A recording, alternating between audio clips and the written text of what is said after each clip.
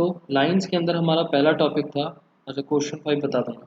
Equation of line, equation of line को लिखने के दो तरीके, जब पोजीशन वेक्टर और एक पैरेलल वेक्टर गिवन हो तब हमारी इक्वेशन बनती है वेक्टर फॉर्म में r is equals to a plus lambda b, b is the parallel vector, और कार्टेशियन फॉर्म में x माइनस एक्स वन ये बनता है, यहाँ पर x y z r vector है, माइनस सिंबल आएगा ही आएगा, x1 y1 z1 position vector है और नीचे का a b c parallel vectors है।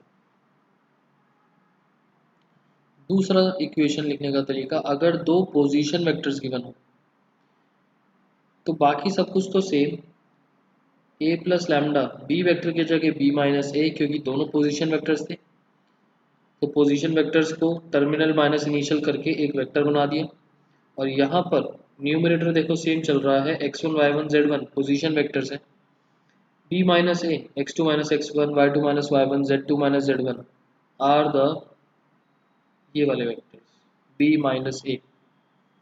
उसके बाद हमारा दूसरा कंसेप्ट था, अगर वो जो दो लाइंस हैं, दो लाइंस अगर गिवन है वो पैरेलल हो या परपेंडिकुलर हो।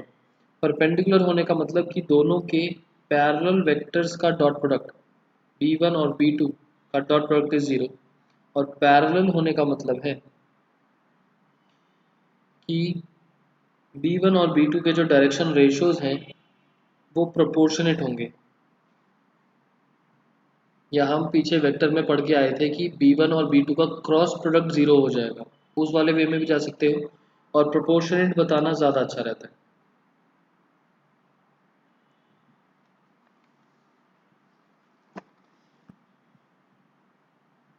उसके बाद हमारा तीसरा टॉपिक था एंगल बिटवीन लाइंस। लाइंस हैं, कोई भी दो लाइंस हो सकती हैं, उनके बीच का एंगल सिर्फ वेक्टर फॉर्म वाला याद करना, कार्टेशियन फॉर्म का भूल जाओ।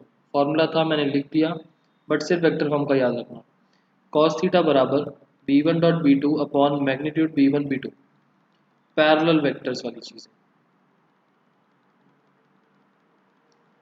ठीक है, लाइंस के कंसेप्ट में पोजीशन वेक्टर्स का कुछ रेलेवेंस नहीं होता, पैरेलल वेक्टर जो लैम्डा के साथ मल्टीप्लाई होने वाला b वेक्टर होता है, या दोनों पोजीशन है तो b माइनस ए बना के जो पैरेलल वेक्टर बना उस चीज़ का मेन रोल है।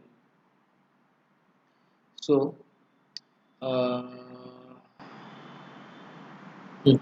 ये आपका फॉर्मूला सेम वही डॉट प्रोडक्ट वाला है। After that shortest distance between parallel lines, मतलब कि वो दोनों लाइंस के बीच में परपेंडिकुलर डिस्टेंस होगा। शॉर्टेस्ट डिस्टेंस बोला हो, परपेंडिकुलर डिस्टेंस बोला हो, एक ही बात, परपेंडिकुलर डिस्टेंस एक ही बात है।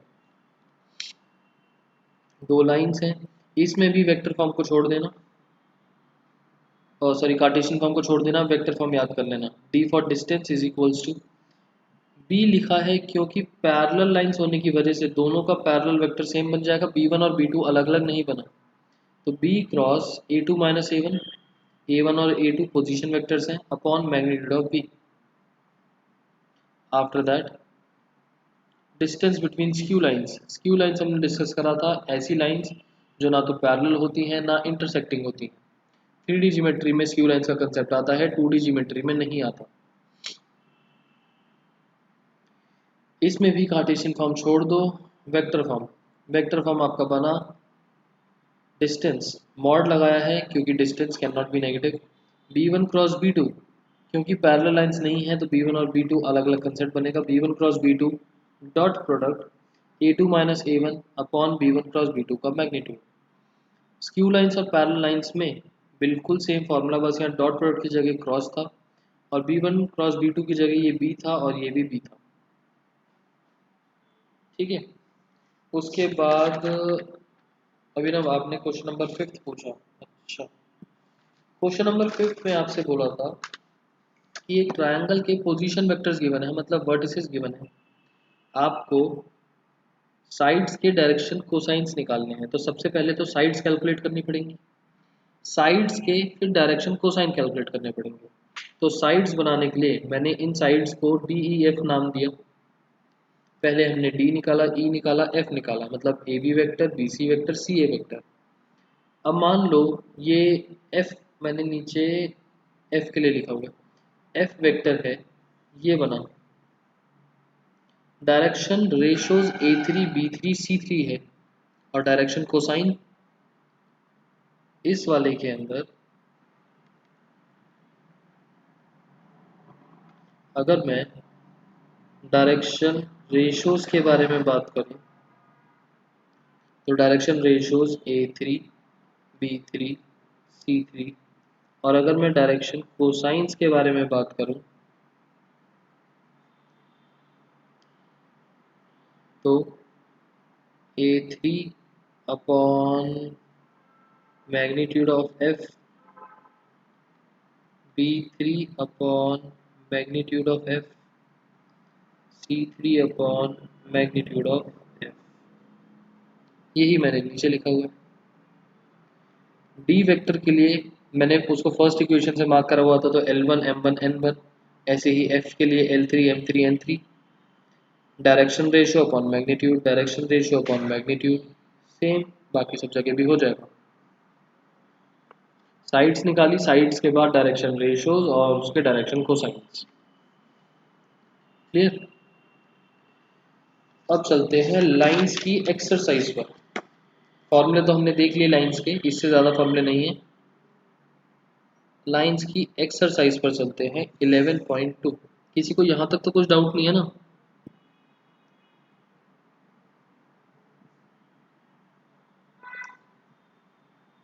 ठीक है, दिमाग में टॉपिक याद रखना। इक्वेशन ऑफ लाइन बनाने के लिए आ सकता है, उसके दो मेथड्स हैं, एक पोजीशन, एक पैरेलल वेक्टर, या दोनों पोजीशन वेक्टर्स। दूसरा टॉपिक, अगर दो लाइंस गिवन है और परपेंडिकुलर या पैरेलल का केस चल रहा है, वो चीज़ शो करने के लिए आ सकती है। तीसरा, शॉर्टेस्ट डिस्टेंस। चौथा, डिस्टेंस बिटवीन स्क्यू लाइंस। और पांचवा क्या था? फिफ्थ क्या था? Angle between the lines. तो अगर पैरेलल लाइंस नहीं है और स्क्यू लाइंस नहीं है, तो दोनों के बीच में एंगल आ जाएगा। आपको क्वेश्चन ऐसे भी आ सकता है कि शो करो कि शॉर्टेस्ट डिस्टेंस जीरो है। शॉर्टेस्ट डिस्टेंस जीरो होने का मतलब, या फिर क्वेश्चन आ सकता है कि शो करो लाइंस इंटरसेक्टिंग है, मतलब आपको शॉर्टेस्ट डिस्टेंस जीरो बनाना है। इंटरसेक्टिंग लाइंस का मतलब शॉर्टेस्ट डिस्टेंस इज जीरो। फिलहाल क्वेश्चन देखते हैं।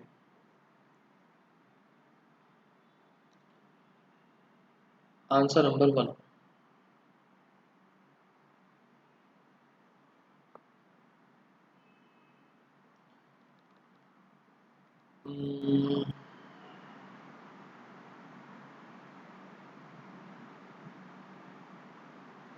आपको तीन लाइंस के डायरेक्शन कोसाइन दिए हैं। Direction cosines of line 1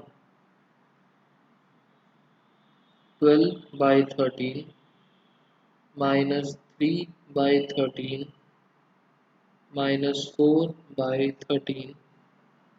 direction cosines of line 2, direction cosines of line 3। अच्छा, जो पीछे फॉर्मूला देखा था कि मैंने डायरेक्शन रेशियो लिखा हुआ है, ठीक है, कि दो लाइंस पैरेलल है या परपेंडिकुलर है। परपेंडिकुलर में dot product is zero, parallel vector का। अब वो पैरेलल वेक्टर के डायरेक्शन रेशियोज लो चाहे डायरेक्शन कोसाइंस लो, एक ही बात है।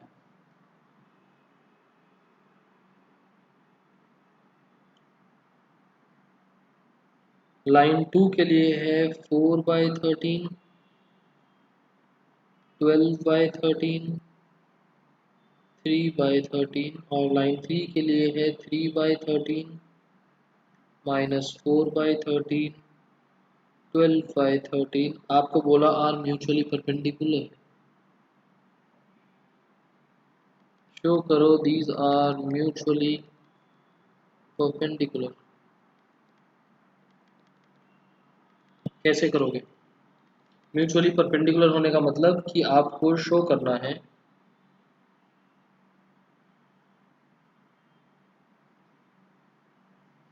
पहली चीज, line 1 is perpendicular to line 2, line 2 is perpendicular to line 3, line 1 is perpendicular to line 3.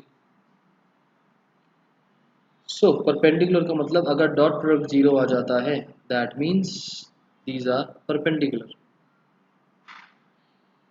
कर लोगे अपने आप.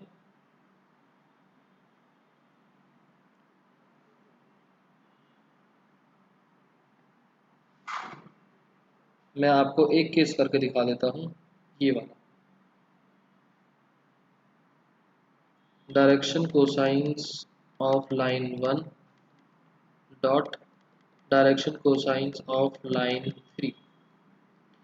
लाइन 1 के direction cosines dot direction cosines of line 3 एक तरीके से बन जाएगा 12/13 into 3/13 plus -3/13 into -4/13 plus -4/13 into 12/13. अब देखो डायरेक्शन रेशियोज और कोसाइन से फर्क इसलिए नहीं पड़ता कि नीचे वाले तो हैं डायरेक्शन मैग्नीट्यूड्स, ऊपर वाले हैं डायरेक्शन रेशियोज, क्योंकि डायरेक्शन रेशियो अपॉन मैग्नीट्यूड होता है. तो डायरेक्शन रेशियोज को मल्टीप्लाई करूं या कोसाइंस को मल्टीप्लाई करूं, अगर जीरो बनना होगा तो बन ही जाएगा दोनों केसेस में. 36/169 plus 12/169 minus 48/169 0, which means line 1 is perpendicular to line 3. इसी तरीके से बाकी दोनों केसेस भी सॉल्व कर लेंगे. Next. Okay, answer number 2.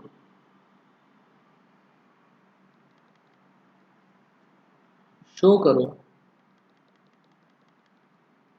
that line through the points A and B, line from point A है हमारे पास 1 -1 2 और B पॉइंट है 3 4 -2. DC मतलब IJ डायरेक्शन कोसाइन IJ की अभिनव, डायरेक्शन कोसाइंस का मतलब कि जो आई जे के कोएफिशिएंट्स होते हैं ना एक्स वाई जेड, वो x upon magnitude y upon magnitude z upon magnitude करके डायरेक्शन कोसाइन बना. आप डॉट प्रोडक्ट करते वक्त डायरेक्शन रेशियोज का डॉट प्रोडक्ट कर दो या डायरेक्शन कोसाइंस का डॉट प्रोडक्ट कर दो, सेम रिजल्ट आता है ना. लाइन बन रही है ये दो पॉइंट से, मतलब कि equation of line from two position vectors, first position second position. Okay, इस परपेंडिकुलर और इसको मैंने नाम दिया लाइन 1. शो करना है दैट दिस इज परपेंडिकुलर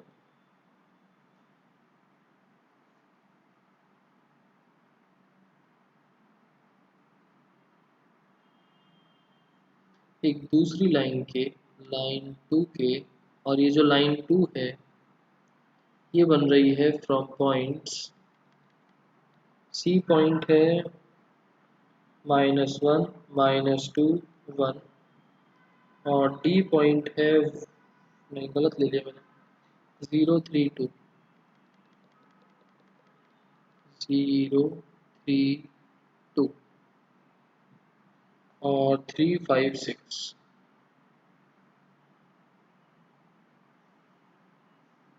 समझ में आया. लाइन 1 इन दो पॉइंट से बन रही है, लाइन 2 इन दो पॉइंट से बन रही है. आपको शो करना है line 1 is perpendicular to line 2.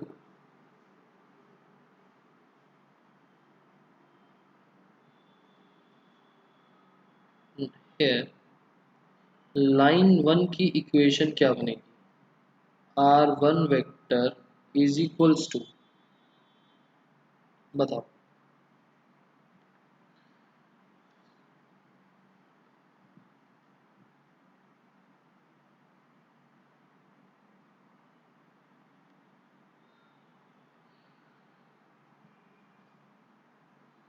दो पोजीशन वेक्टर से बनने वाली line is a vector plus lambda b minus ए।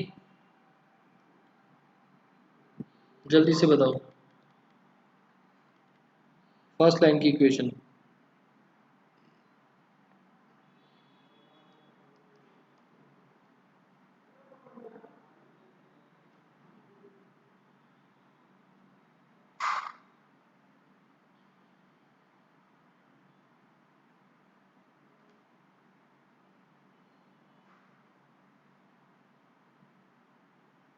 नहीं नहीं समझ में आया तो बता दो।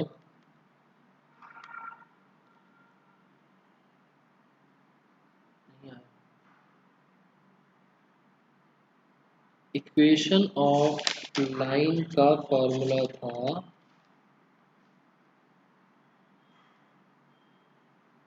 अगर दो पोजीशन वेक्टर्स गिवन हो ए प्लस लैम्डा बी माइनस ए।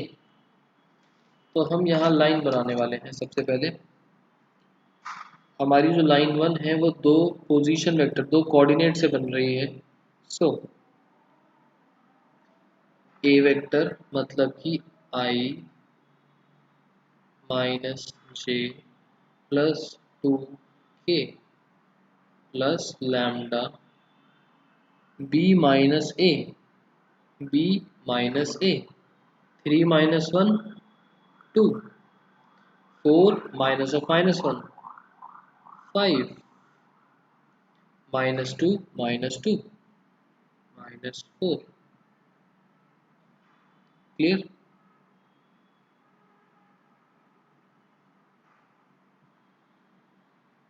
ऐसे ही R2 वेक्टर क्या बनेगा। अब अगर मान लो हमको दो पोजीशन वेक्टर्स की जगह एक पोजीशन वेक्टर गिवन होता और सीधा सीधा एक पैरेलल वेक्टर दिया रखा होता तो पैरेलल वेक्टर सीधा यहाँ आ जाता, पोजीशन वेक्टर सीधा यहाँ आ जाता। दो कोऑर्डिनेट्स दे दिए, एक तो सीधा सीधा यहाँ आ जाएगा और दूसरा यहाँ पर इन दोनों को माइनस करके आ जाएगा। R2 वेक्टर क्या बनेगा 0i plus 3j plus 2k plus lambda की जगह म्यू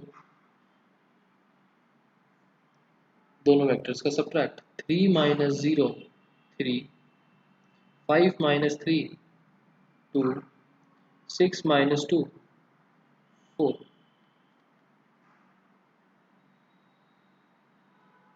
वेक्टर में तो सिर्फ b माइनस ए करते थे। अभी ना वो वेक्टर था मतलब वहां पर सिर्फ एक हम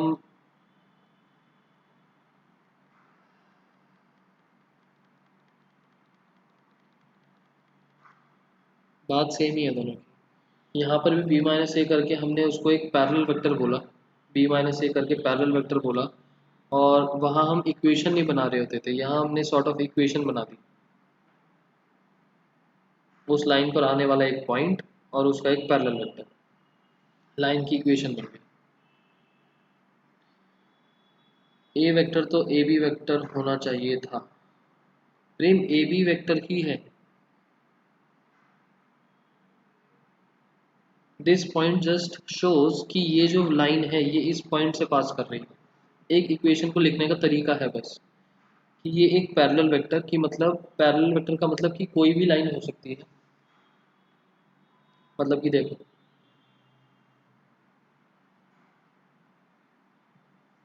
लाइन 1 लाइन 2 लाइन 3 लाइन 4 ये सारी की सारी आपस में पैरेलल हैं।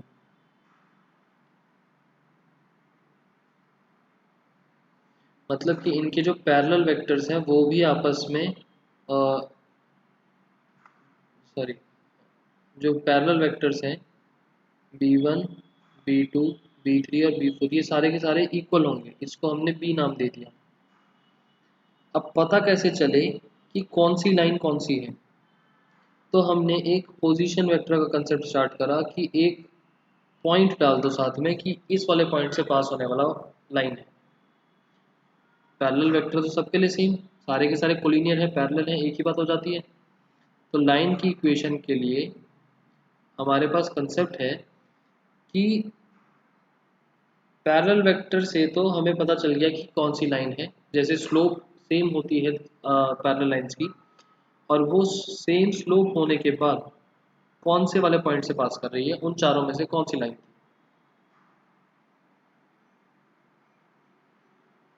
Concept clear.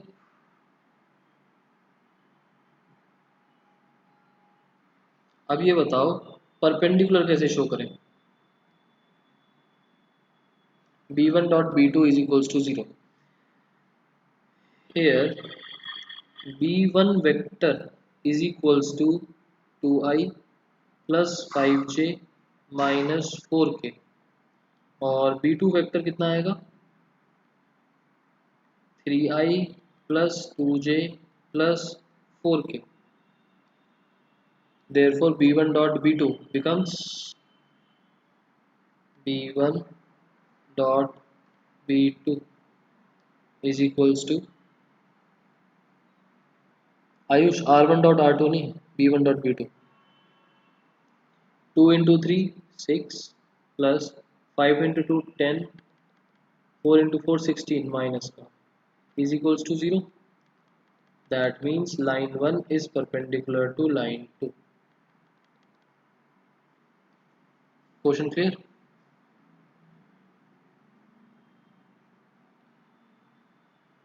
ठीक,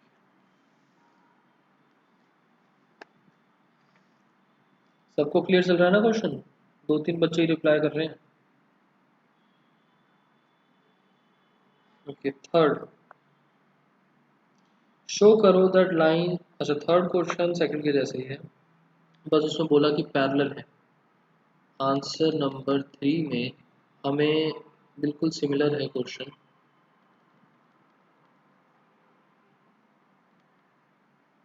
बस इसमें हमको बताना है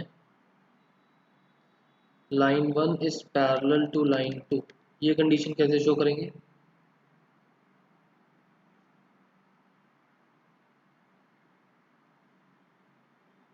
सी एंड डी कहाँ यूज करा। फ्रेम जो मैंने लाइन 2 बनाई थी वो सी और डी से ही तो बनाई थी। लाइन 2 सी और डी से बनी थी।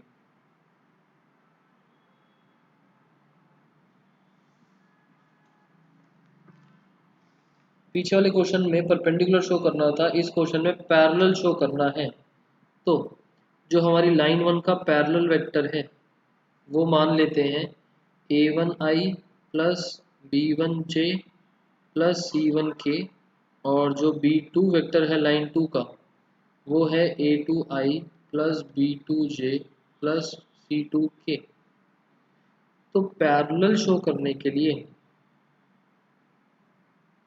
a1 upon a2 is equals to b1 upon b2 is equals to c1 upon c2, और ये वैल्यूज किसी एक चीज़ के बराबर आ जाएंगी। ये है condition for line 1 parallel line 2। Question clear. Okay आगे answer number 4, find equation of line which passes. Find क्या करना है देखो, इक्वेशन ऑफ लाइन। ध्यान देना वेक्टर फॉर्म कार्टेशियन फॉर्म बोली है या नहीं। इक्वेशन ऑफ लाइन निकालनी है। अच्छा और ये लाइन जो है दिस पासेस थ्रू ए 1 2 3, मतलब एक पोजीशन वेक्टर हमको गिवन हो गया, एंड पैरेलल किसके है, एंड पैरेलल टू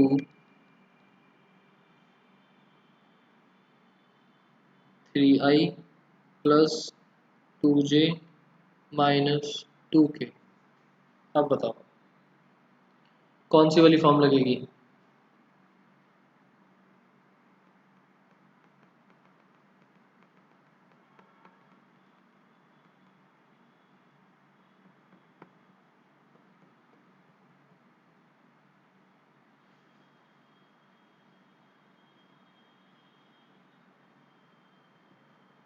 बताओ position and parallel,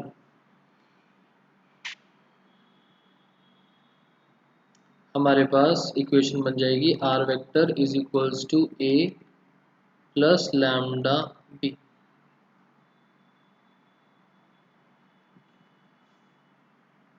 A plus lambda b.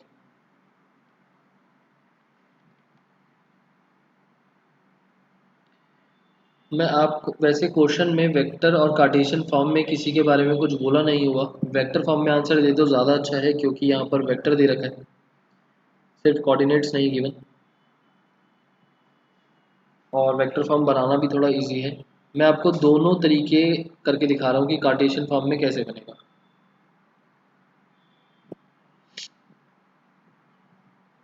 या चलो अभी वेक्टर फॉर्म ही कर लेते हैं, कार्टेशियन फॉर्म के क्वेश्चंस आगे आएंगे।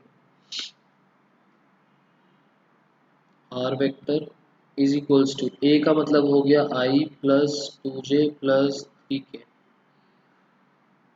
कैप्स आएंगी इन सब पर, प्लस लैम्डा। बी वेक्टर सीधा सीधा value 3i plus 2j minus 2। Answer clear. Cartesian दोनों केसेस की बता देना एक बार। हाँ ठीक है आयुष, इसकी बता ही दूँ यहाँ पर, प्रेफरेबली आंसर ये। और ये हो गया आपका वेक्टर फॉर्म में। कार्टेशियन फॉर्म इसकी क्या बनेगी, x minus x1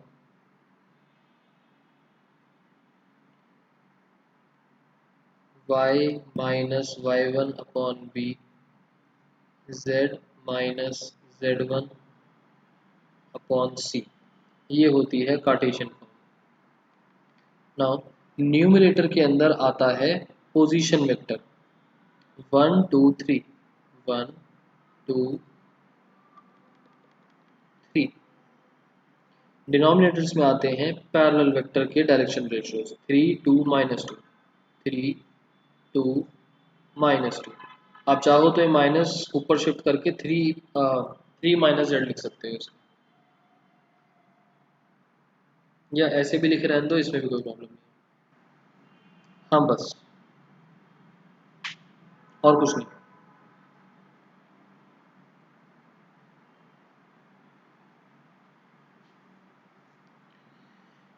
answer number 5। Sonakshi देखो, ये पोजीशन वेक्टर्स है ना, पोजीशन वेक्टर्स 1 2 3 न्यूमरेटर में आ गए एक्स वाई जेड के साथ माइनस में। पैरेलल वेक्टर के जो डायरेक्शन रेशियोज हैं 3 2 माइनस 2, वो डिनोमिनेटर में आ गए। और बीच में इज इक्वल्स टू का सिंबल आता है, इस माइनस को ऊपर शिफ्ट करके 3 माइनस जेड लिखना चाहो मर्जी है, लिख सकते हो।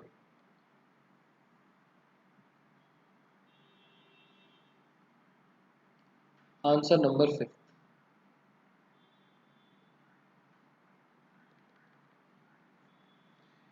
इक्वेशन निकालनी है लाइन की इन वेक्टर एंड कार्टेशियन फॉर्म दोनों।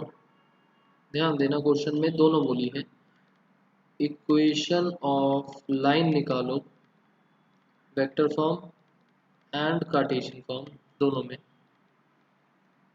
that passes through position vector this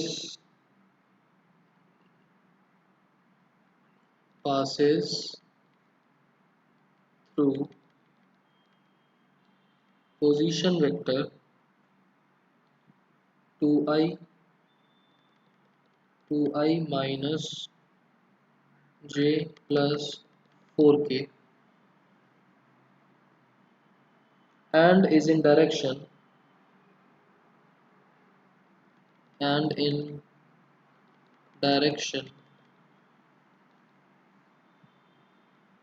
I plus 2j minus k। अब बताओ कौन सी फॉर्म लगेगी, a प्लस लैम्डा बी या a plus lambda b minus a. Position and parallel, ठीक है, ये डायरेक्शन वाली चीज पैरेलल है, और पोजीशन वेक्टर का मतलब पोजीशन वेक्टर ही है। So this will be treated as a vector, this will be treated as b vector, parallel vector। Direction का मतलब हो गया parallel.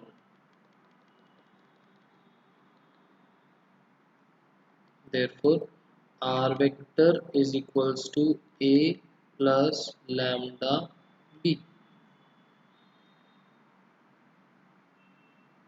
2i minus j plus 4k plus lambda I plus 2j minus k। ये हो गई हमारे पास vector form. और Cartesian form कौन सी हो गई? x माइनस 2 अपॉन 1, y -1 है ना, तो यहाँ +1 हो जाएगा अपॉन 2, z -4 अपॉन -1। ये हो गई कार्टेशियन फॉर्म। क्लियर?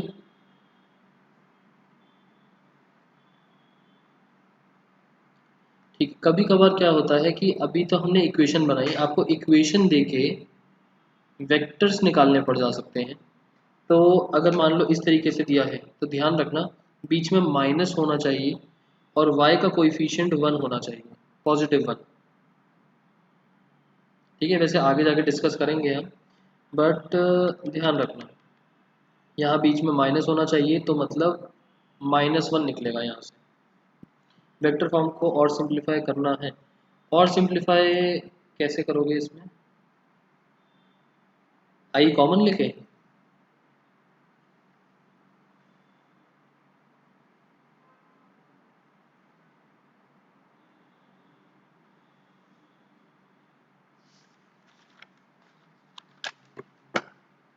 आयुष और सिंप्लीफाई नहीं करना, उतना ही करना है बस।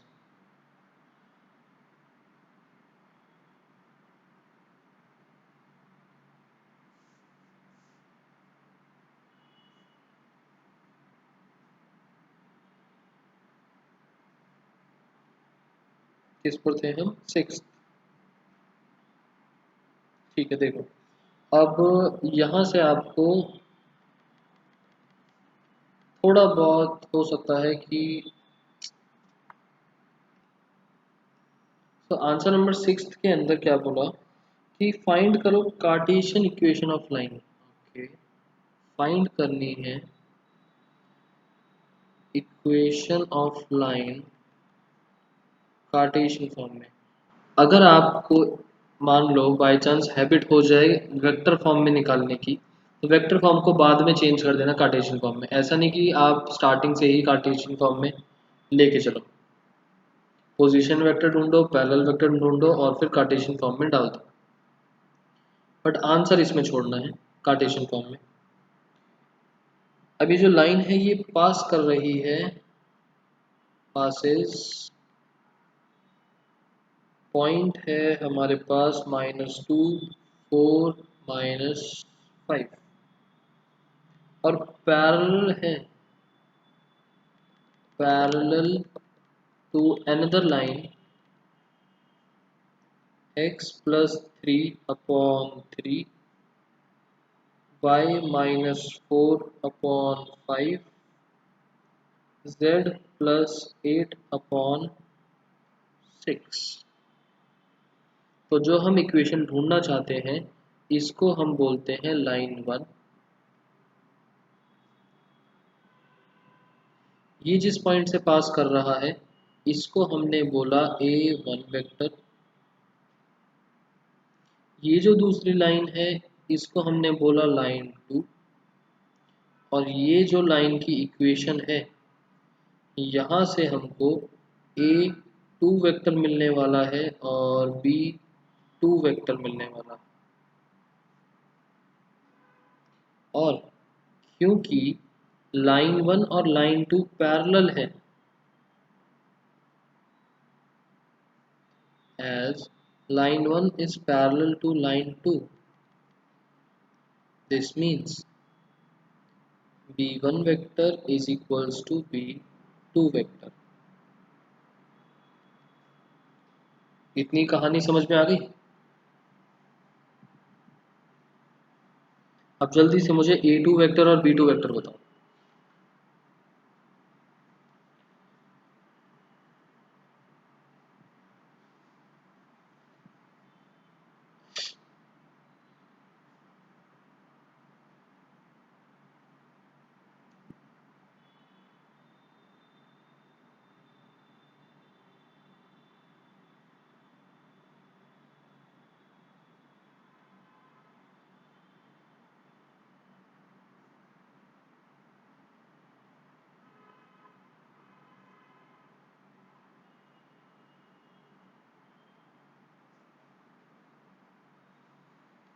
-3i + 4j - 8k -3 + 4 - 8। ठीक है। B2 वेक्टर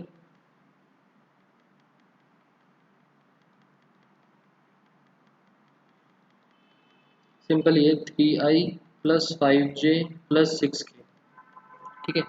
फिलहाल हमें A2 वेक्टर की कोई नीड नहीं थी, सिर्फ समझाने के लिए मैंने आपको निकलवा दिया। हमें सिर्फ B2 वेक्टर की ज़रूरत थी। यहाँ पर आएगा A1 वेक्टर और नीचे आएगा B1 वेक्टर। A1 है हमारा -2 4 -5, मतलब -2 तो +2 हो गया, 4 और -5 की वजह से प्लस हो गया। यहाँ पर B2 वेक्टर आ जाएगा 3 5 6, 3 5 6। ये रहा हमारा आंसर। बताओ, clear?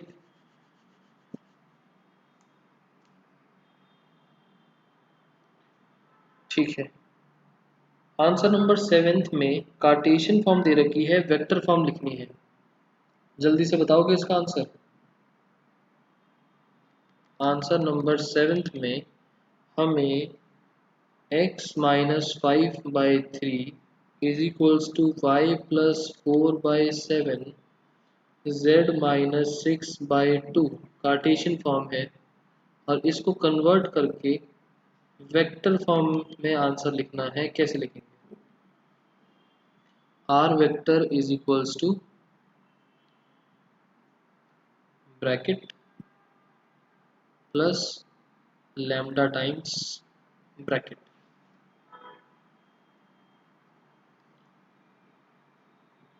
This is A vector, this is B vector.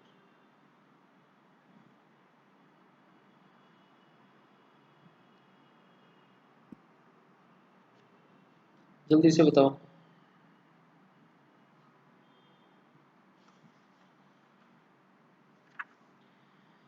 5 -4 और 6 और लैम्डा 3 7 2। ठीक है। 5i - 4j + 6k और 3i + 7j + 2k।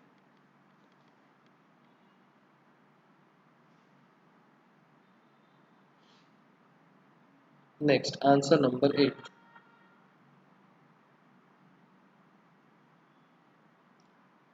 ये भी बहुत इजी क्वेश्चन है, देखो। फाइंड करो vector and Cartesian equation. Okay, find करनी है equation of line, vector form में भी, कार्टेशियन फॉर्म में भी। और लाइन जो है वो पास करती है ओरिजिन और दूसरा पॉइंट। तो एक पॉइंट बन गया 0 0 0 और दूसरा पॉइंट बन गया 5 -2 और 3।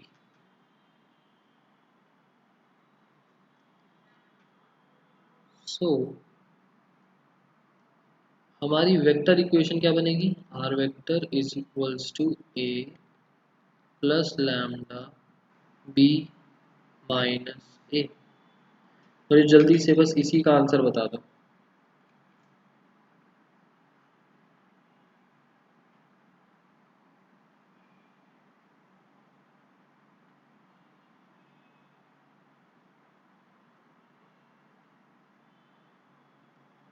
a वेक्टर तो 0 0 0 की वजह से ख़त्म ही हो जाएगा। लैम्डा टाइम्स बी माइनस ए, 5 - 0, 2 - 0, 3 - 0, वो सब भी खत्म हो जाएगा। तो 5i - 2j plus 3k।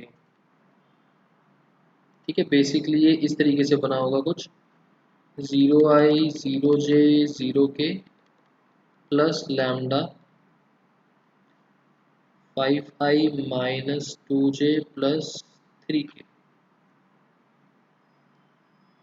Cartesian form क्या बनेगी इसकी, x -0 y - 0 z - 0, मतलब x न्यूमरेटर में x y z as it is और डिनोमिनेटर में 5 - 2 3। ठीक, इसमें b vector minus a vector क्यों लगा, प्रेम, क्योंकि दोनों पोजीशन वेक्टर्स गिवन है ना। दोनों पोजीशन वेक्टर्स जब गिवन होते हैं तो ये फॉर्म लगती है लाइन ऑफ इक्वेशन।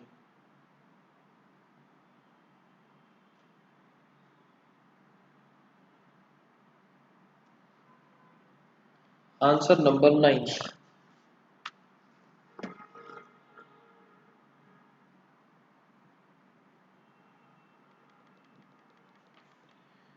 फाइंड करो vector cartesian equation of line passes through the 2 points similar to question 8। ठीक है, अपने आप करना। पीछे ओरिजिन दिया था, यहाँ पर ओरिजिन की जगह एक्चुअल में 2 पॉइंट्स दे रखे, सेम ही बनेगा। Answer number 10। एंगल निकालना है और 2 लाइंस गिवन है। सेकंड पार्ट कर लेते हैं इसका। Line 1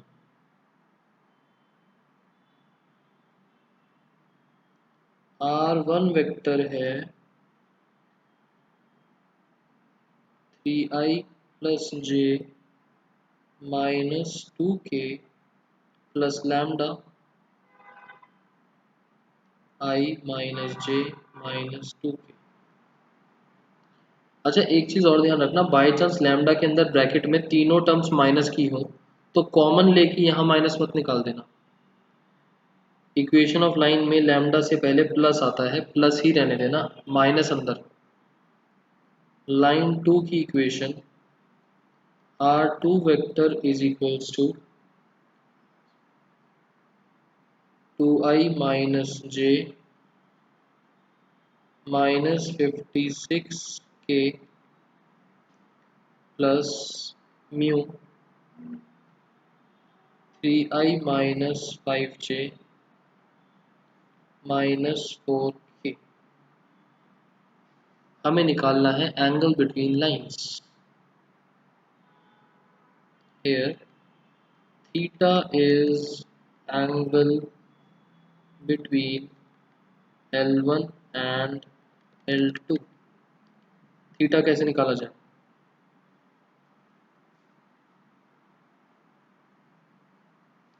cos theta is equals to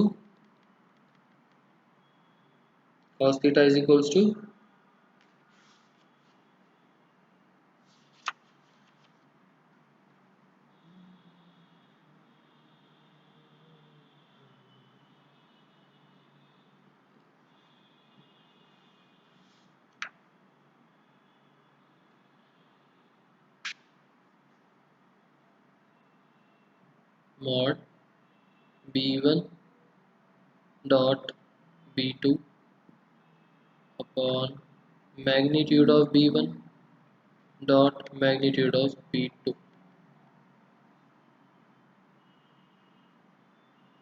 ठीक, so this is b1 vector, this is b2 vector।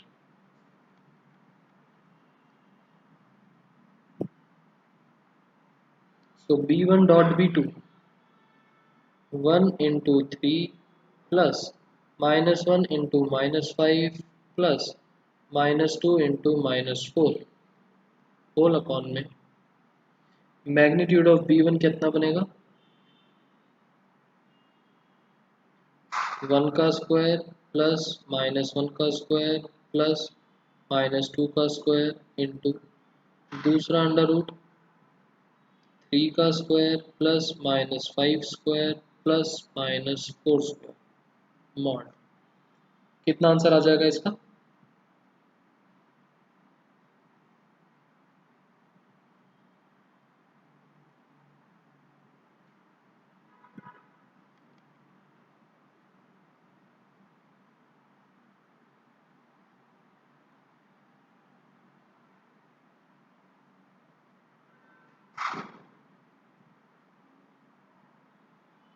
Sixteen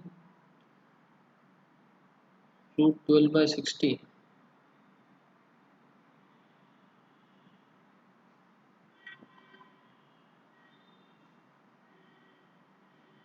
ये क्या बोला आपने? 9 + 16 25, 25 + 25 50,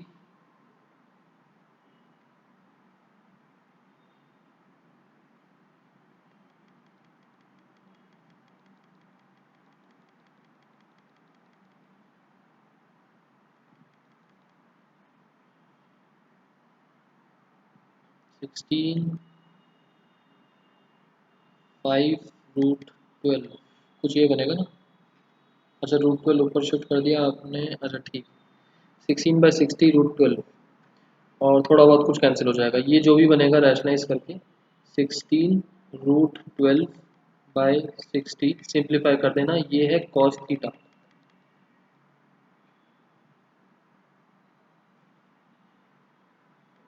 4 से कट करेंगे, 4 4 ज़ा 16, 4 15।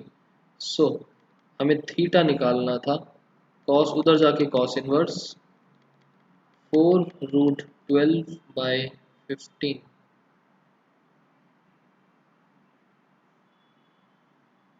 Answer clear?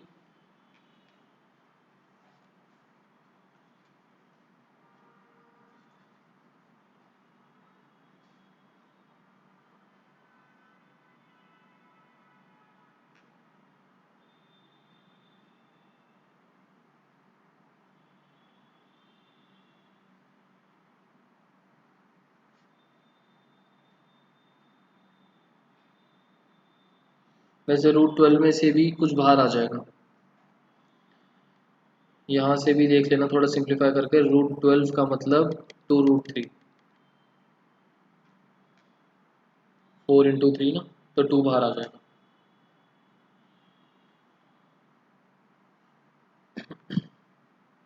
Next answer number 11, angle निकालना है बिटवीन टू लाइंस। सेम है, आंसर 10th में वेक्टर फॉर्म दे रखी थी। आंसर 10 के अंदर vector form is given, answer 11th में कार्टेशियन फॉर्म दे रखी है। तो कोई दिक्कत होनी नहीं चाहिए इससे।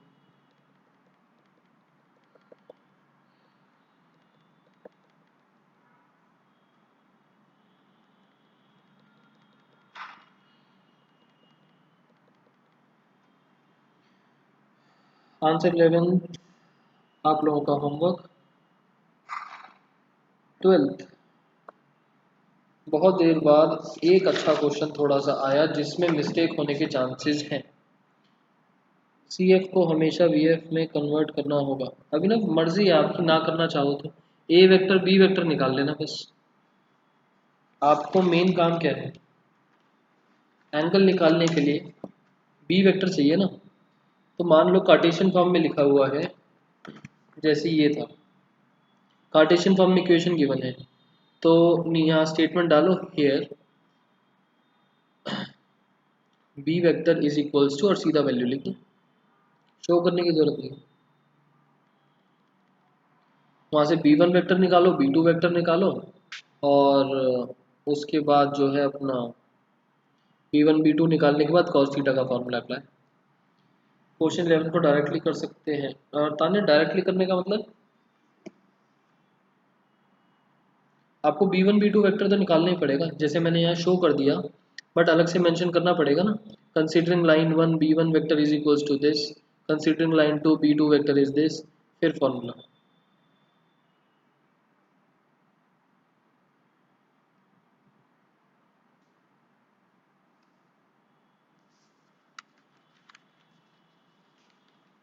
आंसर नंबर 12th क्वेश्चन में देखो क्या बोला। 12th क्वेश्चन बोलता है कि P की वैल्यू निकालो such that these lines are at right angles, मतलब कि दोनों लाइंस परपेंडिकुलर है। आंसर नंबर 12th में बोला फाइंड करो P की वैल्यू so that L1 is perpendicular to L2। Perpendicular होने का मतलब B1 dot B2 is equals to 0, ये चीज़ गिवन में चल रही है। सो लाइन वन की इक्वेशन, लाइन वन की इक्वेशन है 1 minus x by 3 is equals to 7y minus 14 by 2p z minus 3 by 2। अब मुझे b1 और b2 से मतलब है, a वेक्टर नहीं चाहिए, बट b वेक्टर के लिए भी इसको इक्वेशन के जैसा बनाना पड़ेगा। इक्वेशन होती है x minus x1 upon a, y minus y1 upon b, z minus z1 upon c। X y z के कोएफिशिएंट्स शुड बी +1, +1। ठीक है, ये +1 लिखा है, +1। नाउ इसको सिंप्लीफाई करने के लिए कितना बन जाएगा, 1 माइनस एक्स बाई 3 का मतलब, किसी को कुछ डाउट हो तो बताना, मैं सिंप्लीफाई करके दिखा रहा हूँ। ये बनेगा x माइनस 1, माइनस कॉमन लिया और नीचे डाल दिया -3। यहाँ से 7 कॉमन लूंगा तो +1 आ जाएगा y के साथ, और 7 को नीचे भेजेंगे तो y -2 upon 2p by 7 is equals to, ये सही लिखा हुआ है, z -3 अपॉन 2।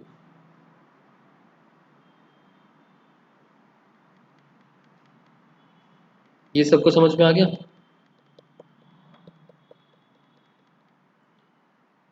मैं a1 वेक्टर b1 वेक्टर दोनों लिख रहा हूँ, बट a1 वेक्टर हमारे लिए काम का नहीं है, समझाने के लिए लिख रहा हूँ। a1 वेक्टर कितना मिलेगा, i plus 2j plus 3k, ये हमारे काम का नहीं है। b1 vector -3i plus 2p by 7j plus 2k, ये हमारे काम का है। ये क्यों करा, क्योंकि अनीता हमें कार्टेशियन फॉर्म के अकॉर्डिंगली इक्वेशन लिखनी थी।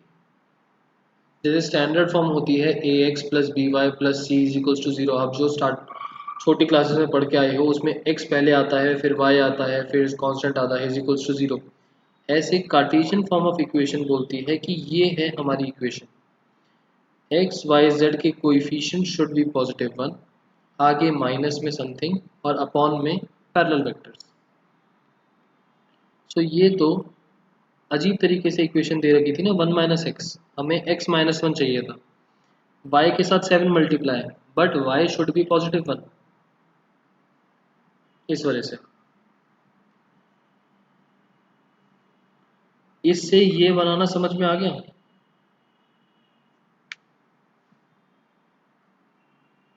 ठीक है, अब लाइन 2 लिख रहा हूँ मैं आप लोगों के लिए। लाइन 2 में जल्दी से मुझे बी वेक्टर बताना कितना मिलेगा। लाइन 2 है 7 minus 7x upon 3p, y minus 5 upon 1,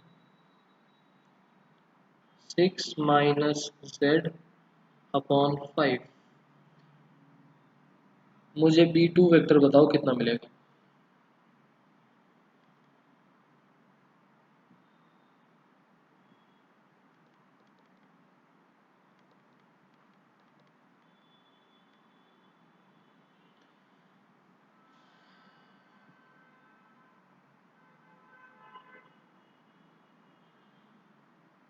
x minus 1 upon minus 3p/7 is equals to y minus 5 upon 1 z minus 6 upon minus 5। तो b2 वेक्टर मिलेगा -3p/7i plus j minus 5k।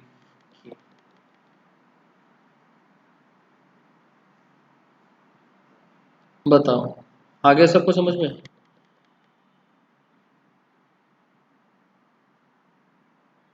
ठीक।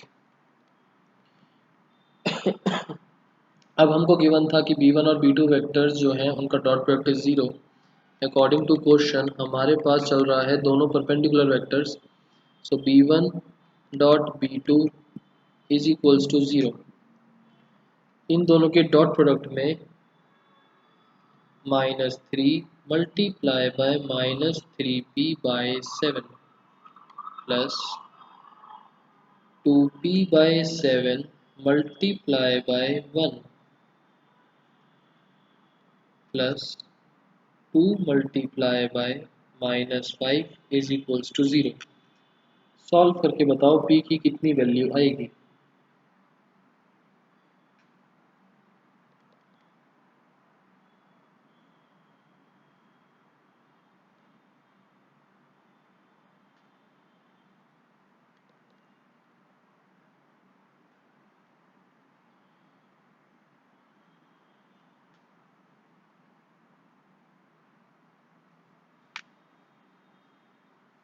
Seventy by 11 पीछे से confirm कर लेते हैं एक बारी। 70/11 ठीक है।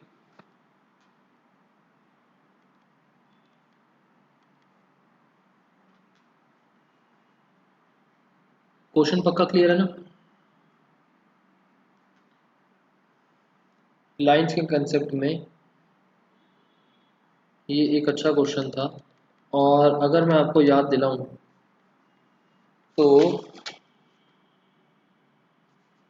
जो मैंने स्टार्टिंग में आपको टॉपिक्स बताए थे इसमें से हमने अभी तक कोई भी कवर नहीं करा। ठीक है, अभी हम सिर्फ कंसेप्ट समझ रहे हैं।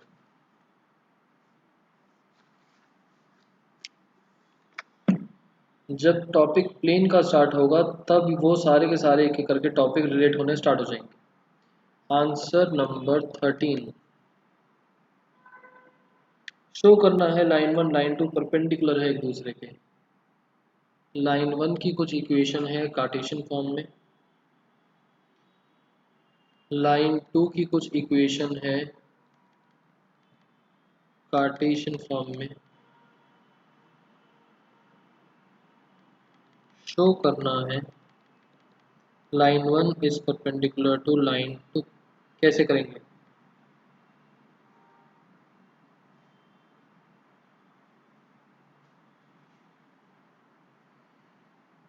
Same b1 dot b2 is equals to 0।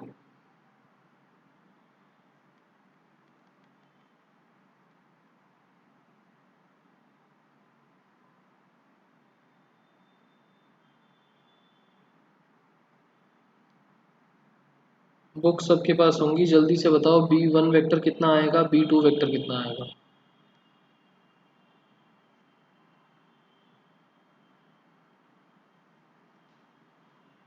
b1 vector b2 vector जल्दी से बताओ।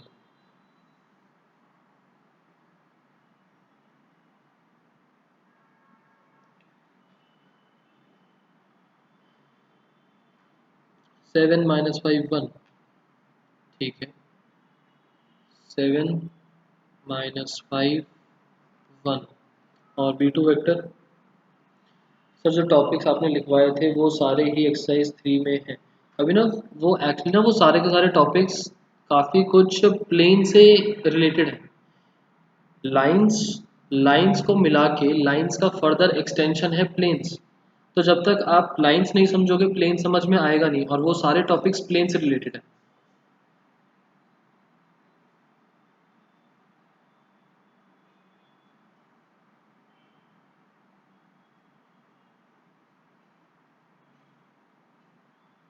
दूसरा वाला है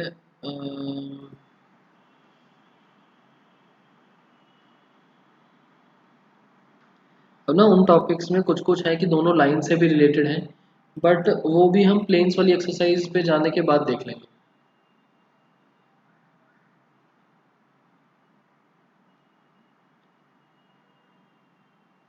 और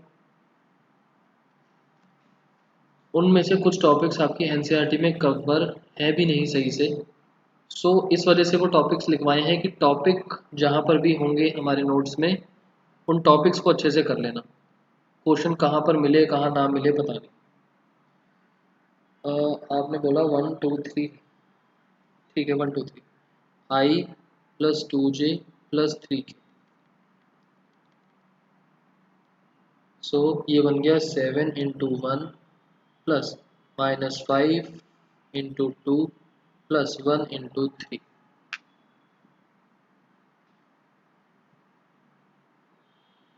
7 - 10 प्लस 3 0।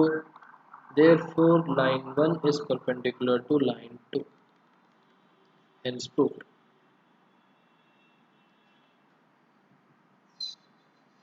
14th शॉर्टेस्ट डिस्टेंस निकालना है। 14th और 15th एक जैसा ही है। 14th के अंदर वेक्टर फॉर्म दी है लाइंस की, 15th के अंदर कार्टेशियन फॉर्म दी है। Answer number 14th shortest distance. R1 vector हमको गिवन है I plus 2j plus k plus lambda I minus j plus k। और R2 vector 2i minus j minus k plus mu 2i plus j plus 2k। Shortest distance निकालना है। d is equals to formula, d is equals to Q line.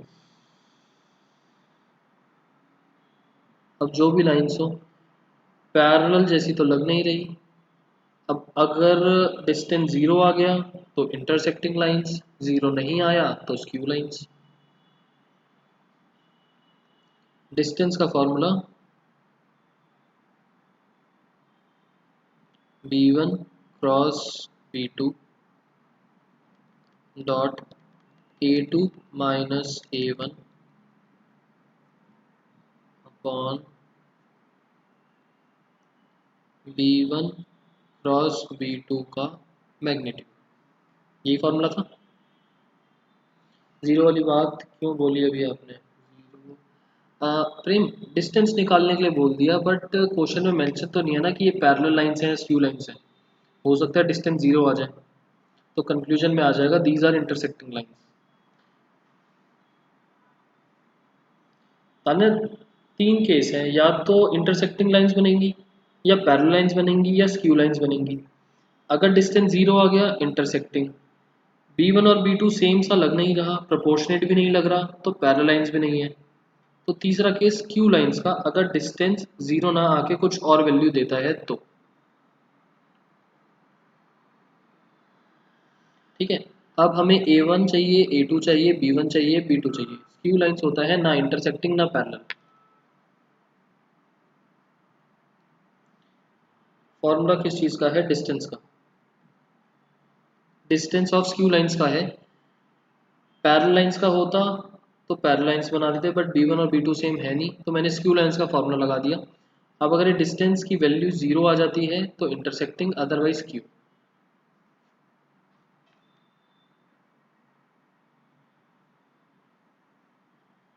ये है formula.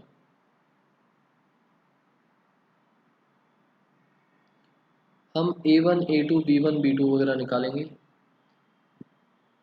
a1 I plus 2j plus k, a2 2i minus j minus k, b1 I minus j plus k, b2 2i plus J plus 2k। हमने ये चार चीज़ें निकाली। अब हमें calculate अलग अलग क्या करना है, a2 माइनस a1 चाहिए।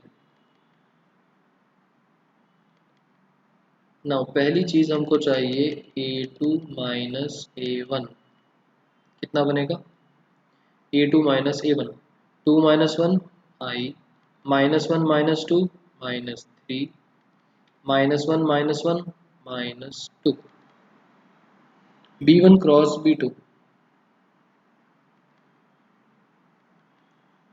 b1 क्रॉस b2 कितना आएगा, b1 क्रॉस b2 सॉल्व करके बताना आप लोग। आई जे के डिटर्मिनेंट्स हैं, b1 का 1 माइनस 1 1, 1 माइनस 1 1, 2 1 2, 2 1 2, सॉल्व करके कितना आएगा,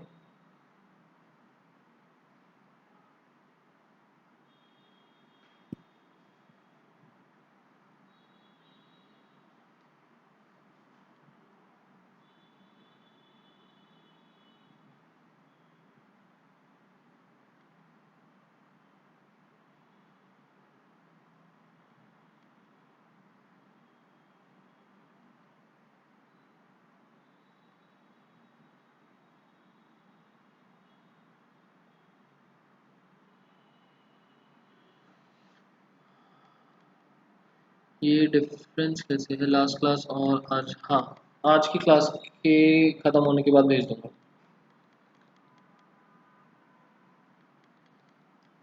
ये बीच में 4j है या नहीं है,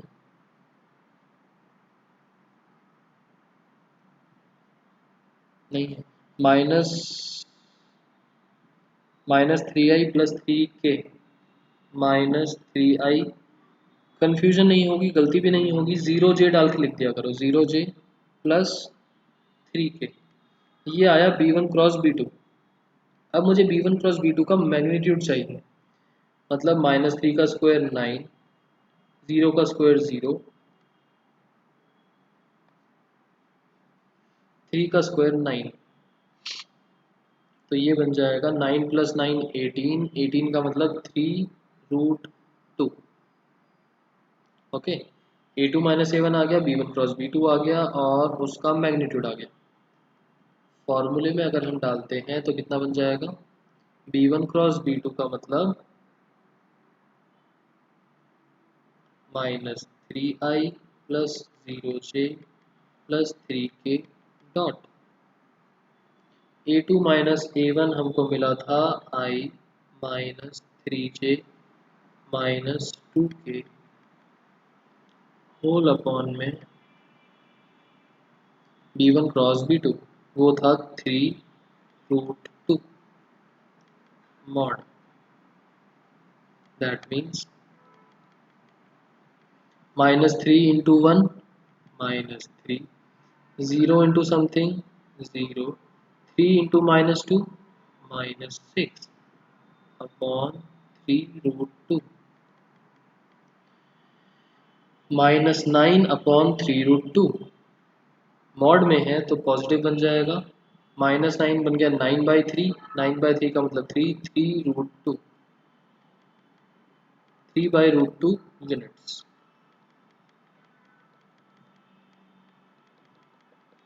करने का तरीका समझ में आ गया, मैंने यहाँ पर साइड में लिख दिया, आप लोग ऐसे वैल्यूज अलग अलग कैलकुलेट करोगे, अलग अलग ही करनी है, ठीक है, ध्यान रखना इकट्ठे मत करना फॉर्मूले में, कैलकुलेट सेपरेटली।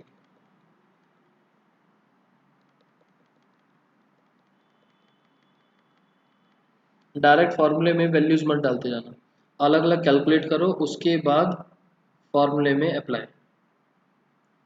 इसको रैशनलाइज कर सकते हो, 3/√2 का मतलब बन गया 3√2/2, और पीछे आंसर चेक कर लेते हैं, 3√2/2 ही दे रखा है, ठीक है, दिस इज द आंसर। पक्का क्लियर।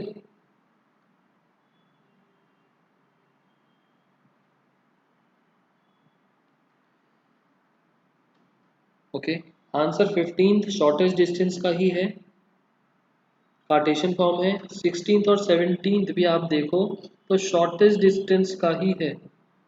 लास्ट के 4 क्वेश्चन शॉर्टेस्ट डिस्टेंस के ही दे रखे हैं, तो सारे आपके होमवर्क।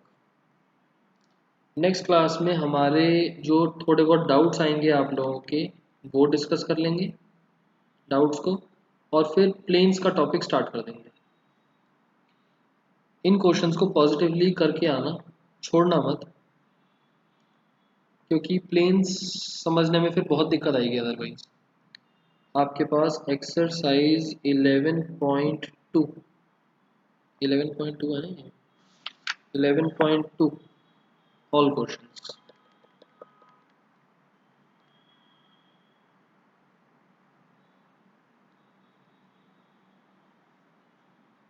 वेक्टर के डाउट्स कल नहीं, हाँ अनीता, वेक्टर के डाउट्स तो कल ले लूँगा, ये नेक्स्ट क्लास के लिए कह रहा था मैं। 11.2 जो है नेक्स्ट क्लास तक कर लेना, क्योंकि फिर प्लेन्स का टॉपिक स्टार्ट करेंगे, उसमें बहुत दिक्कत आएगी।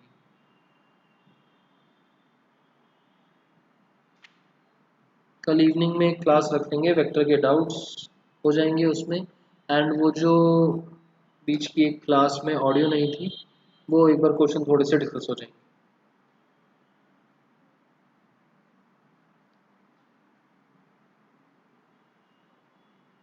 आंसर नंबर जो 14 है,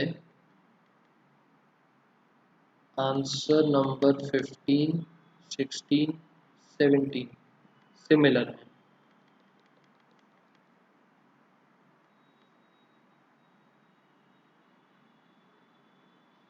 ठीक है, किसी को और कुछ डाउट हो तो बताओ।